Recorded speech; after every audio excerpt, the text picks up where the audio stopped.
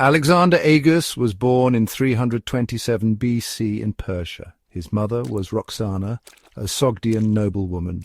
Roxana was one of Alexander the Great's wives.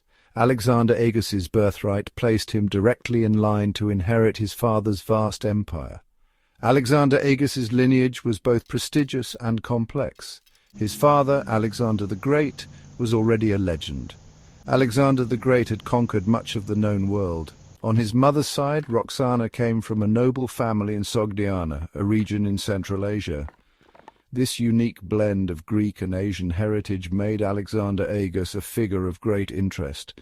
He embodied the potential fusion of East and West. His birth ignited hope for a unified empire under a single heir. However, his young age and the ambitions of others would soon cast long shadows over his life. The future of Alexander the Great's empire hung precariously in the balance. Alexander Aegus's early childhood was marked by uncertainty. His father, Alexander the Great, died in 323 BC. The young Alexander Aegus was just a few years old at the time. With his father gone, Alexander Aegus became a pawn in a dangerous game of power. The Macedonian generals, once loyal to Alexander the Great, began to vie for control of the empire. Antipater, a seasoned general, initially assumed the regency for Alexander Aegus. He ruled from Macedon, the heartland of the empire. However, other generals, including Ptolemy in Egypt and Antigonus in Asia Minor, had their own ambitions. Amidst this turmoil, Alexander Aegus and his mother Roxana found refuge in Babylon. They were placed under the protection of a series of regents. These regents were often caught in the crossfire between ambitious generals. The young Alexander Aegus had little control over his own destiny. He was a figurehead, a symbol of legitimacy that the warring generals sought to control. His early years were a period of constant upheaval, marked by shifting alliances and the ever-present threat of violence. Despite the tumultuous political climate, efforts were made to provide Alexander Aegus with a proper upbringing. His education was entrusted to prominent scholars and philosophers. These tutors likely focused on Greek philosophy, literature, and history. The goal was to groom Alexander Aegus for his future role as ruler. He was taught the principles of governance, military strategy, and diplomacy. His education aimed to instill in him the qualities of a true Macedonian king. However, the constant threat of violence and intrigue likely cast a shadow over his childhood. The lessons he learned from observing the power struggles around him may have had a more profound impact than any formal education. His early experiences would have instilled in him a keen awareness of the precarious nature of power. He would have understood the importance of loyalty, strategy, and ruthless ambition in the game of survival. Alexander Aegus grew up in the shadow of his legendary father. Alexander the Great's legacy loomed large over the young prince. His military achievements, his charisma, and his vision for a unified empire set a high standard for any successor.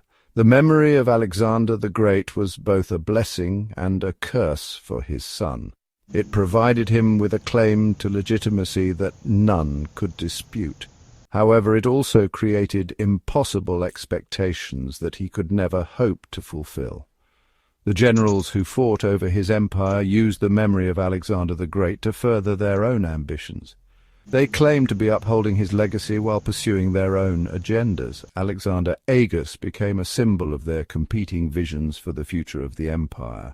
His very existence served as a constant reminder of his father's greatness and the empire's fractured state.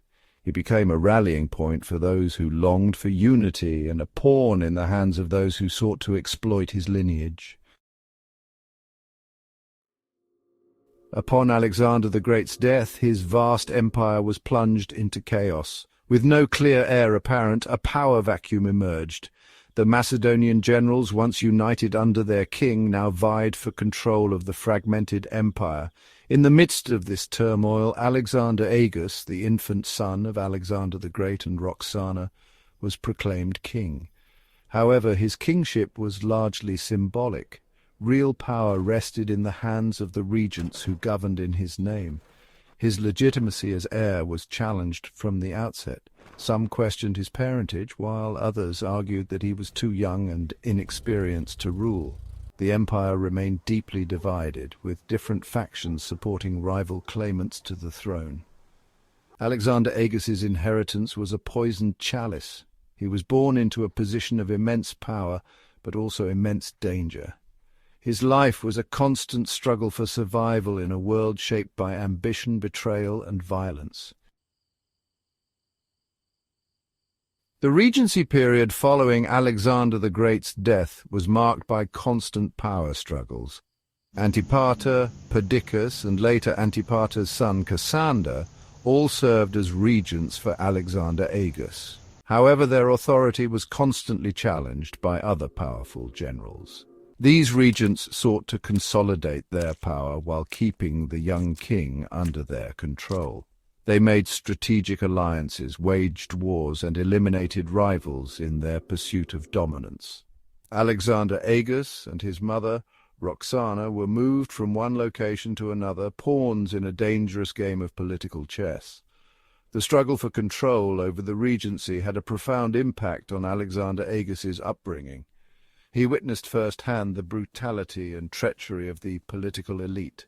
His early years were shaped by the constant threat of violence and the awareness that his life hung precariously in the balance. The regency period was a time of immense instability and bloodshed. It set the stage for the Wars of the Diadochi, a series of conflicts between Alexander the Great's generals that would last for decades and reshape the political landscape of the Hellenistic world.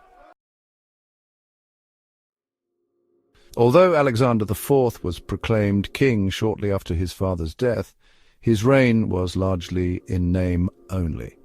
The real power rested with the regents who governed in his name. His reign was marked by continued instability and conflict as the Diadochi, Alexander the Great's generals, fought for control of the empire. As Alexander IV grew older, his very existence posed a threat to the ambitions of the Diadochi. He represented a potential rallying point for those who sought to reunite the empire under a single ruler. Cassander, who had eliminated many of his rivals, viewed the young king and his mother as obstacles to his own ambitions. In 310 BC, Cassander ordered the execution of Alexander IV and Roxana.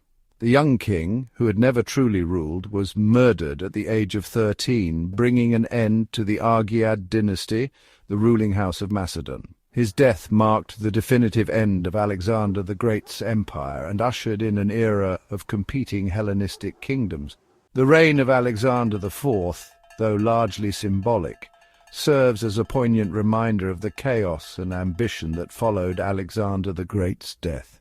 His tragic fate highlights the brutal realities of power and the lasting impact of his father's legacy on the ancient world.